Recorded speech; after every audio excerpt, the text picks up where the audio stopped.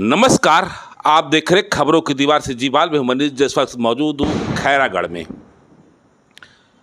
खैरागढ़ जिला अभी हाल फिलहाल में ही बना है, लेकिन जिला शिक्षकों के मामले में पहले से सुर्खियों में रहा है। उस सुर्खियों की वजह है यहाँ के जो शिक्षक नेता है कमलेश्वर सिंह जी। कमलेश्वर सिंह जी नीति नियम के अच्छे जानकार हैं और जो अभी सोना साहू का प्रकरण चल रहा है, उस सोना साहू के प्रकरण से पहले ही इनका भी एक जो क्रमोन्नत वेतनमान देने का मामला है वो चल ही रहा है। अभी ये डीबी में भी इनका मामला शायद चल रहा है। चर्चा करते हैं, जानते हैं इनसे असल में इनकी ओर से लगाया गया क्रमोन्नत वेतनमान का जो मामला है वो क्या है और आगे क्या है, और कई सवालों के जवाब भी इनसे तलाशते हैं।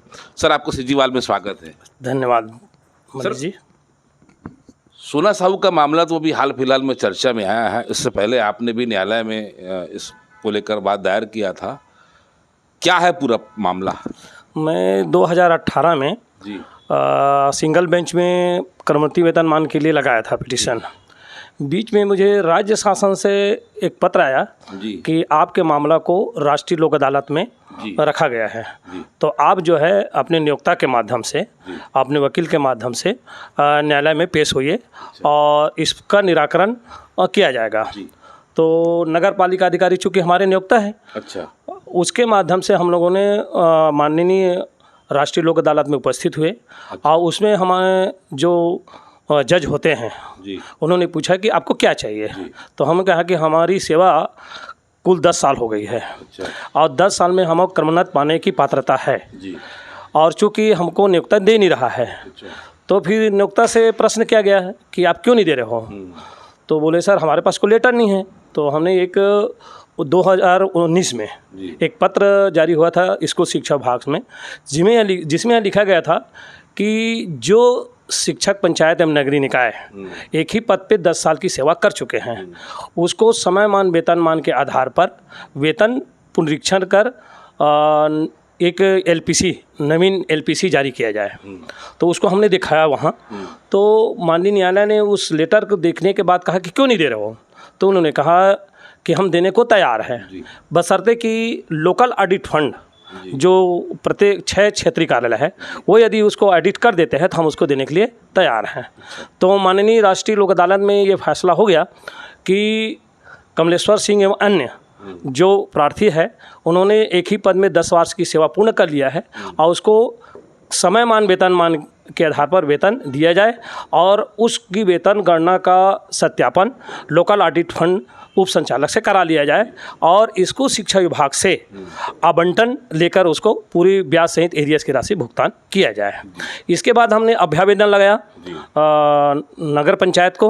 मुख्य नगर पालिका अधिकारी हमारे प्रकरण में संज्ञान लेते हुए, माननीय न्यायालय का आदर करते हुए उसके अनुपालन में सेवा पुस्तिका में हमें क्रमोन्नत वेतनमान देने का आदेश जारी कर दिया और उसमें अभिलेखित भी कर दिया और उन्हें लोकल ऑडिट फंड में सत्यापन हेतु भेजा गया। अच्छा, परंतु जो लोकल ऑडिट फंड का उप संचालक है वो ये कहे कि राष्ट्रीय लोक अदालत में ऐसे प्रकरण नहीं आते। अच्छा, तो हमने कहा कि ये तो हमने नहीं ले गया है इसको, इन्होंने राज्य शासन ने लोक अदालत में लाया है। तो राज्य शासन ने लाया है तो हमने गया और उन्होंने फैसला किया। तो बोले कि राज्य शासन से सक्षम अधिकारी से आदेश करवाइए। तो फिर हमने उस आदेश को हमने सचिव नगरीय प्रशासन को अभ्यावेदन लगाया। फिर नगरीय प्रशासन सचिव ने जारी किया नगर पालिका अधिकारी को कि कमलेश्वर सिंह अन्य को इसको समयमान क्रमोन्नत वेतनमान का वेतन निर्धारण कर निर्धारित समय अवधि में सत्यापन कराए और उसको दे दिया जाए और अवमानना की स्थिति उत्पन्न ना हो। तो फिर पुनः नगर पालिका ने उप संचालक को प्रेषित किया। फिर उप संचालक जो है अभी भी नहीं दिया हो, तो हमने कोर्ट ऑफ कंटेम्प्ट लगा दिया। उसके ऊपर अवमानना का प्रकरण लगाया। 2 बार नोटिस हो गया है। अभी तक उप संचालक स्थानीय निधि सह परीक्षक राजनांदगांव, जो कि इससे पूर्व गिरीशपुरे था, वर्तमान में विकास माहेश्वरी है, वो अभी भी अदालत में जाकर उपस्थित होकर क्यों नहीं कर रहा है इसका जवाब नहीं दे रहा है, इसलिए पेंडिंग में है। सर, जो लेटर की बात करें तो 2019 का लेटर, ये वही लेटर है क्या जिस आधार पर सोना साहू को रिलैक्स मिला है? नहीं, वो प्रकरण सोना साहू का प्रकरण अलग है और हमारा प्रकरण अलग है, क्योंकि हमारा 13/7/19 को राष्ट्रीय लोक अदालत में बिलासपुर में ये फाइनल हुआ। जिस लेटर की बात कर रहे हैं, जिस पत्र के आधार पर जिसमें लिखा है कि सहायक जी हाँ, ठीक, हाँ, वो जो सोना साहू जो प्रकरण में ना उन्होंने एक एविडेंस लगाए हैं, जो सहायक शिक्षकों को पहले क्रमोन्नत वेतनमान नहीं देते थे, इसको शिक्षा विभाग केवल शिक्षक को देते थे और व्याख्याता को देते थे। बाद में जो है शासन ने आदेश किया कि व्याख्याता और शिक्षक को दिया जा रहा है, तो सहायक शिक्षक को भी 10 साल में क्रमोन्नत वेतनमान दिया जाए, ये आदेश किया था। उसी के आधार पर माननीय न्यायालय ने भी सोना साहू प्रकरण में उसके पक्ष में फैसला किया है। सर, अब ये सोना साहू का जो मामला है, ये तो अभी सुप्रीम कोर्ट में वो जीत चुकी हैं। कई अनगिनत मामले अभी छत्तीसगढ़ उच्च न्यायालय में गए भी हैं। विभाग ने अभ्यावेदन देने को भी कहा है, कई को खारिज भी कर दिया है, कई अब शायद अवमानना के लिए भी लगा रहे हैं। सोना साहू का प्रकरण जो है उसमें सुप्रीम कोर्ट ने खाली पर्टिकुलर सोना साहू को ही लाभ दिया है, बाकी अन्य लोगों को लाभ नहीं है। वो ऐसी परिस्थितियों में आपको क्या लगता है, चूँकि आप लंबे समय से अभी शिक्षक राजनीति से जुड़े हुए हैं, नियमों के जानकार हैं, ऐसी परिस्थिति में क्या लगता है कि सरकार को अब या यूनियंस को अब क्या करना चाहिए, क्योंकि मामला क्या न्यायालय से ही जीता जा सकता है? आप इस बारे में ठीक कह रहे हैं। सोना साहू प्रकरण में उसका निराकरण तो कर दिया। उसके परिप्रेक्ष्य में हमारे साथियों ने बहुत सारे जो आपका समाचार पत्रों में या व्हाट्सएप के माध्यम से पता चलता है कि अधिकाधिक संख्या में प्रकरण लगाए गए हैं। इसका प्रेशर तो सरकार पर है और वो बहुसंख्यक देखकर वो आर्थिक जो है उसको जो नुकसान होगा उसको ध्यान देकर वो निर्णय नहीं ले रहा है। परंतु एक और तो हमको न्यायिक सिद्धांत की दृष्टि से, न्यायिक दृष्टि से सरकार पर दबाव हम बना रहे हैं। मेरा ये मानना है कि हमें सभी संगठनों को जो हम क्रमोन्नत वेतनमान के लिए मांग कर रहे हैं, जिसमें सहायक शिक्षक की वेतन विसंगति का भी मामला है, वो इसमें पूरा हो सकता है यदि सभी संगठन एक साथ मिलकर यदि हम लोग आंदोलन करते हैं या मांग करते हैं, तो सरकार निश्चित रूप से दबाव में आएगा और वो हमको क्रमोन्नत वेतनमान देने के लिए नीतिगत निर्णय ले सकता है। न्यायालय के रास्ते बहुत बड़ी संख्या में उम्मीद नहीं है, क्योंकि अभी तक जितने भी न्यायालय से मामले आए हैं सबको कोर्ट जाना पड़ा है। न्यायालय के सहारे नहीं, सरकार का नीतिगत फैसला है, क्योंकि सरकार पर आर्थिक भार बहुत आने वाला है इससे। तो हम ये रास्ता निकाल सकते हैं शासन के साथ कि चूँकि बहुत सारे ऐसे मामले आए हैं पहले भी कि जब आपने कोई आदेश निकाला है तो एरियस का बात आता है, तो कभी भी कर्मचारी एरियस नगद के रूप में आपने दिया नहीं है। कभी भी आप एक हमको पेपर गणना दीजिए, प्रथम नियुक्ति तिथि से सेवा की गणना कर दीजिए और जहां हमारा 10 साल पूर्ण होता है वहां हमको क्रमोन्नत वेतनमान का जो ग्रेड पे है और वेतन दे दीजिए। और उस तिथि से जैसे हमको 6वां वेतनमान आपने 2008 से दिया, संविलियन भी आपने 8 साल के पुण्यतिथि से दिया, वहाँ से हमको आर्थिक लाभ दे दीजिए और जिस दिन से आप नगद पेमेंट करना चाहते हैं वेतन के साथ तो कर दीजिए। बाकी पिछला का आप हमारे जीपीएफ फंड में आप जमा कर दीजिए एक साथ, जो हमारे जब हम रिटायरमेंट होंगे तो हम ले लेंगे उसको। तो एक रास्ता है शासन के साथ हमारे संगठनों का समझौता का।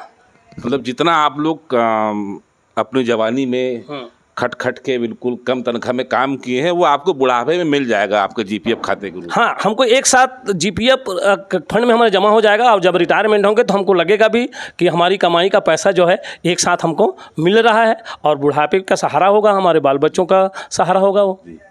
सर, अब ये तो बात हो गई इसकी, है ना। सहायक शिक्षकों की वेतन विसंगति को लेकर आप शुरू से लिखते रहे हैं, चर्चा में भी रहे हैं, समाचार के प्रेस नोट्स भी आते रहे हैं।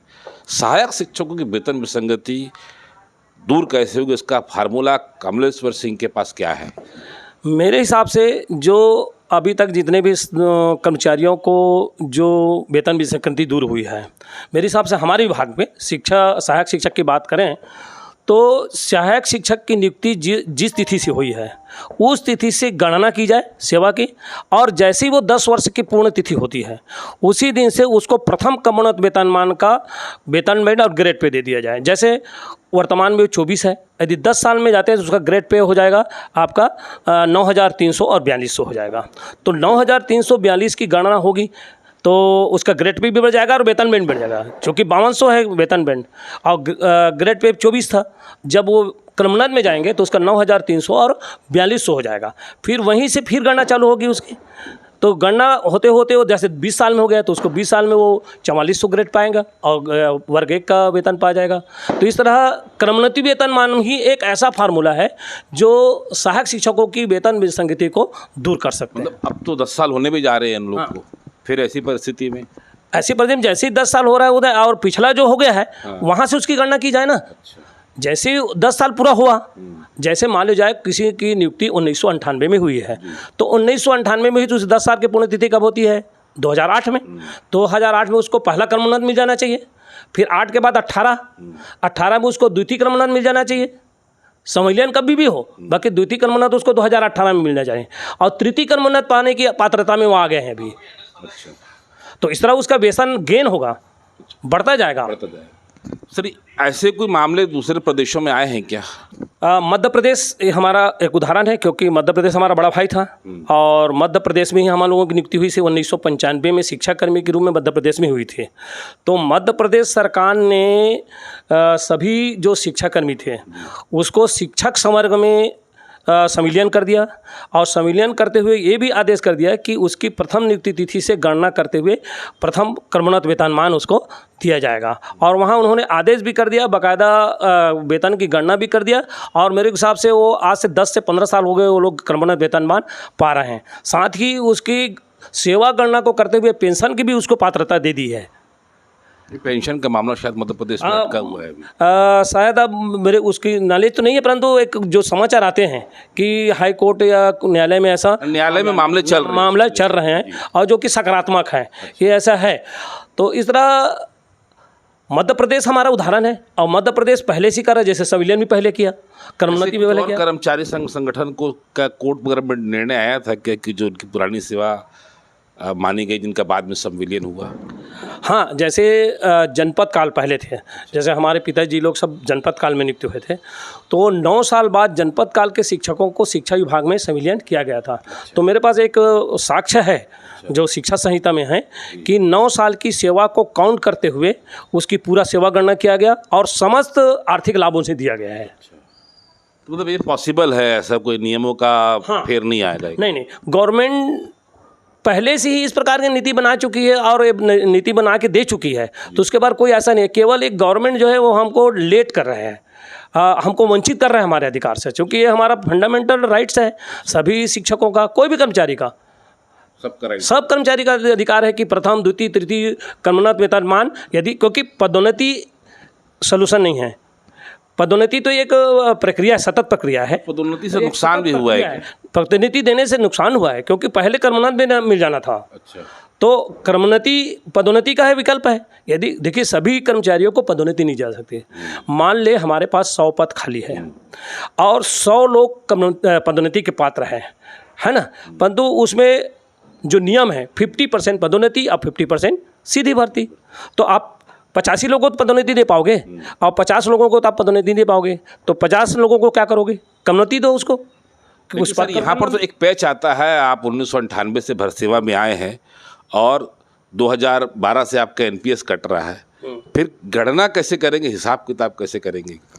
देखिए एनपीएस गवर्नमेंट ने बनाई है, हमने नहीं बनाया है भाई। हमारी जो राशि जमा की हो आप उसको हमारे अकाउंट में जमा कर दीजिए ना भाई। आप दबाए बैठे हो, सरकार दबाए बैठी है। तो सरकार कोई भी कैबिनेट, हमारी देश की संसदीय शासन प्रणाली है और संसदीय शासन प्रणाली जो भी कैबिनेट में बैठकर निर्णय लेंगे वो हमारे लिए एक नियम बन जाएगा। केवल राजनीतिक इच्छा की ज़रूरत है सरकार के पास, सरकार को राजनीतिक इच्छा जागृत करने की ज़रूरत है। पिछली सरकार में क्यों नहीं हो पाया, क्या लग रहा है आपको? सरकार तो सभी एक प्रकार के हैं ना, जब चुनाव नज़दीक आते हैं तो हम लोगों को लुभाने का प्रयास करते हैं और हम लोग आ भी जाते हैं कि अमुक सरकार आएगी तो हमको फ़ायदा देगी, है ना, परंतु जब नारा तो लगाते हैं और जब आने के बाद वो जो है हमारी मांगों को वो भूल जाते हैं। अभी भी तो है, लेकिन घोषणा पत्र में सहायक शिक्षकों के वेतन विसंगति, क्रमोन्नत वेतनमान देने के लिए, 4 स्तरीय वेतनमान देने के लिए, क्या लगता है आपको शायद जी की सरकार अब आप लोग को लाभ दे पाएगी? हम लोग अब एक अपॉर्चुनिटी हम लोगों के पास है कि यदि हम लोग अभी से आवाज़ उठाना चालू कर दें, क्योंकि उसके घोषणा पत्र में है, तो उस घोषणा पत्र को, क्योंकि मोदी की गारंटी का भी नाम दिया है। तो मोदी की गारंटी मतलब होना पूरा जरूरी है। तो हम सब संगठन, मैं सभी संगठनों से कह रहा हूँ कि सब संगठन एक हो जाएं और एक आंदोलन चलाएं कि जब तक वो हमको कर्मोन्नति नहीं देता है तब तक हम चुपचाप ना बैठे।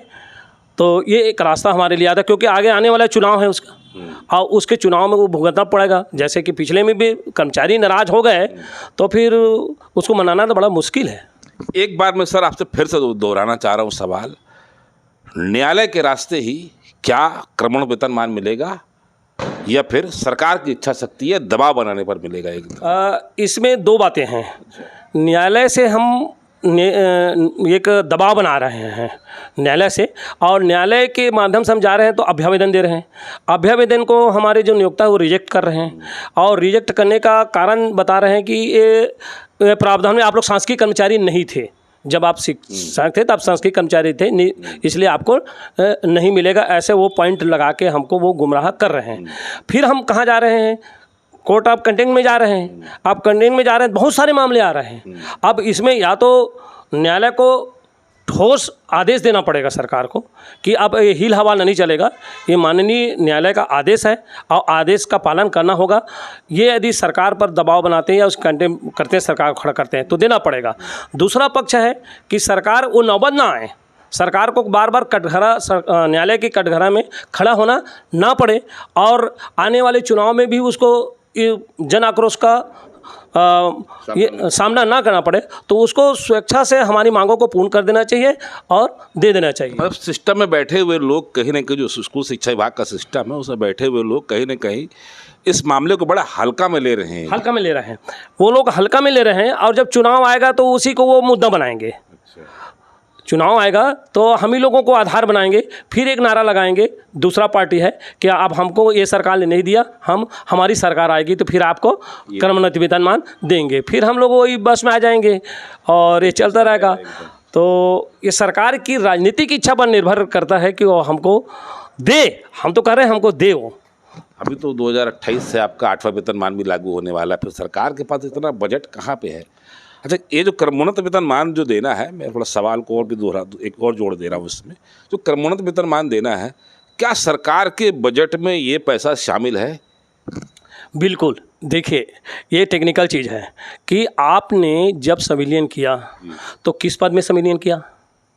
जो पद आपके पास है उसी पद में आपने संविलियन किया, मतलब उस पद कैडर को जीवित कर दिया आपने, डाइट कैडर को जीवित कर दिया। और आप 2008 से 8वां वर्ष से 6वां वेतनमान दे रहे हैं, तो वो पद जीवित है तभी दे रहे हैं, और वो पद है तब आपके पास बजट भी है। आपके पास कोषालय में ऐसा नहीं है कि उसी हेड में लिखा रहे हैं ना, कोई हेड तो परिवर्तन आपने नहीं किया है। क्योंकि जब हम शिक्षाकर्मी थे या शिक्षक पंचायत थे उस समय अनुदान मद था, अब तो अनुदान नहीं है। जब ट्रेजरी से निकल रहा है तो मतलब ऑलरेडी सहायक शिक्षक, शिक्षक, व्याख्याता, प्राचार्य सब का पद के अनुरूप ही आवंटन उसमें है ऑलरेडी, उसको अतिरिक्त भार की ज़रूरत नहीं पड़ेगी, टेक्निकल उसमें बिल्कुल नहीं पड़ेगी। वो एक उसका सरकार का एक पॉलिसी है कि हमको आर्थिक भार आएगा, इतना आर्थिक भार आएगा। जब आप अन्य कई प्रकार की जन कल्याणकारी योजनाओं में इतना ज़्यादा खर्चा कर रहे हैं तो आपको आर्थिक भार नहीं आ रहा है। कर्मचारियों को देने के लिए आपको आर्थिक भार आ रहा है, जो आपका हाथ पैर है, पूरा कार्यपालिका है, जो आपको 17 से शिक्षकों से काम करा रहे हैं, तो उसको तो देना। और जब बजट जो बनता है किसी भी विभाग का, जैसे स्कूल शिक्षा विभाग का बजट बना, जितने पद है उसी के आधार पर ही पैसा करते हैं, बच जाए तो अलग बात। बिल्कुल, पंचायत अलग थी कि वो पंचायत में भी थे हम ना, तो स्कूल शिक्षा विभाग से ही हमको वेतन मिलता था। अच्छा। पंचायत के पास कहाँ देते वो? पंचायत पर तो पैसा ही नहीं था ना नगर निगम के पास पैसा था। वो तो शिक्षा विभाग उसी हेड से पैसा नगर पंचायत या जनपद पंचायत को अनुदान देती थी, उस अनुदान मद से हमको वो वेतन देता था। पैसा किसका था? इसको शिक्षा विभाग का। तो हम तो इसको शिक्षा विभाग से दूर हुए ज नहीं है, मतलब हम लोग डिस्कनेक्ट हुए ज नहीं है हम लोग। हमारा पद वहाँ सुरक्षित है, मृत नहीं है। केवल एक कागज में मृत घोषित शिक्षाकर्मी नाम दिया था, परंतु हम पद वैकेंट थे, विरुद्ध थे। विरुद्ध का मतलब है जैसे शिक्षाकर्मी एक, व्याख्याता पद विरुद्ध, मतलब व्याख्याता पद जीवित है, उसके पद विरुद्ध कम वेतन में हम काम करा रहे हैं। पॉसिबिलिटी है कि हमको जो बहुत लोगों को न्यायालय जाना न पड़े, जितने भी लगभग 2 लाख के आसपास आप लोगों के शिक्षकों की संख्या, न्यायालय जाने की जरूरत नहीं पड़ेगी। सरकार की इच्छा शक्ति पर ही हो सकता है, और इसके लिए संगठनों को सामने आना पड़ेगा। संगठनों को मैं सभी संगठनों से अपील करता हूं कि बिना किसी राग द्वेष भय के सब लोग एक मत से एक बैनर के तरह केवल कम्युनिटी वेतनमान और पूर्व सेवा की गणना करके पेंशन की गणना कर दीजिए और हमको पेंशन दीजिए। उसके बाद आपके हम लोग बराबर हो जाएंगे। वो हम लोग को ज़्यादा चिंता करने की बात नहीं, हमारा भविष्य सुरक्षित हो जाएगा सबका। क्योंकि कई ऐसे साथी हैं जो पूर्व सेवा की गणना नहीं करने के कारण रिटायरमेंट हो गए और उसको 10-1200 हज़ार भर या 2000 पेंशन मिल रहा है। यदि उस सेवा की गणना कर देंगे तो वो पेंशन उसको मिलना हो जाएगा। उसके जो परिवार है वो सुख से रहेंगे और निश्चिंत रहेंगे। तो मेरा अपील सभी आपके माध्यम से मैं सभी संगठनों को अपील करता हूं कि सब एक मंच में आए, एक ही सूत्र में एक सुर में बात करें। ये अन्य प्रकार की इसी प्रकार की मांग को साइड में गौण न्यायालय के भरोसे नहीं होगा। न्यायालय के भरोसे नहीं। हम नियोक्ता के पास जाएंगे, अभ्यावेदन लगाएंगे, अभ्यावेदन रिजेक्ट करेगा, फिर हम उसके उच्च कार्यालय जाएंगे, उच्च फिर रिजेक्ट करेगा, फिर उसके बाद हम कहाँ जाएंगे, फिर न्यायालय में जाएंगे। अवमानना प्रकरण में सरकार खेलते रही और अवमानना प्रकरण में भी ऐसा साहस है अधिकारियों का कि एक बार के अवमानना प्रकरण में उपस्थित भी नहीं होते, जवाब भी नहीं देते। निर्धारित सेवा के साथ मेरे साथ तो उदाहरण है कि मेरा जो क्षेत्रीय कार्यालय का उप संचालक लोकल ऑडिट फंड का आज तक वो न्यायालय में जाके उपस्थित होकर क्यों नहीं सत्यापन कर, इसको बता नहीं पा रहा है वो, तो इस तरह वो घुमा रहा है। तो ये है खैरागढ़ से शिक्षक नेता कमलेश्वर सिंह जी, नीति नियमों के अच्छे खासे जानकार है। और आज जो शिक्षक इस संविलियन पाए हैं, उन संविलियन पाने में इनकी भी एक बड़ी भूमिका है। ऐसे कई किस्से हैं और ऐसे कई लोग हैं जो आज एक समय आने के बाद अपनी ज़मीन सुरक्षित कर लिए हैं, लेकिन कहीं न कहीं दिल में आग आज भी है कि हमने जो विसंगतियाँ सही है और हमने जो कष्ट सहे हैं, अब उस कष्टों का निवारण का समय लगभग आ चुका है।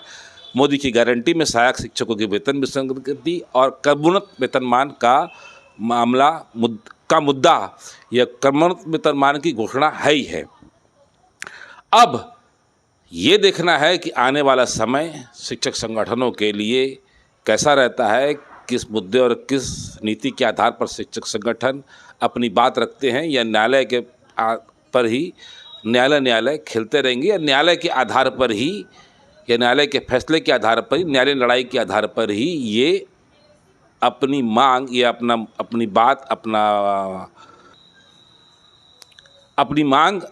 बात रख पाते हैं। क्रमोन्नत वेतनमान शिक्षकों के बीच एक बड़ा मुद्दा है और ये मुद्दा छोटा मोटा नहीं। इस मुद्दे को सॉल्व करती है अगर सरकार, तो सरकार के पास भी अच्छा खासा बजट आएगा। लेकिन जैसा कमलेश्वर सिंह जी ने बताया कि बजट की समस्या नहीं आएगी, स्कूल शिक्षा विभाग के मद में उतना पैसा रहता ही है। फिलहाल खैरागढ़ से आज इतना ही। अगर आपको हमारी खबर अच्छी लगे तो लाइक सब्सक्राइब शेयर जरूर करें। सिजीबाद से मनोज जायसवाल की रिपोर्ट। धन्यवाद सर आपका। धन्यवाद।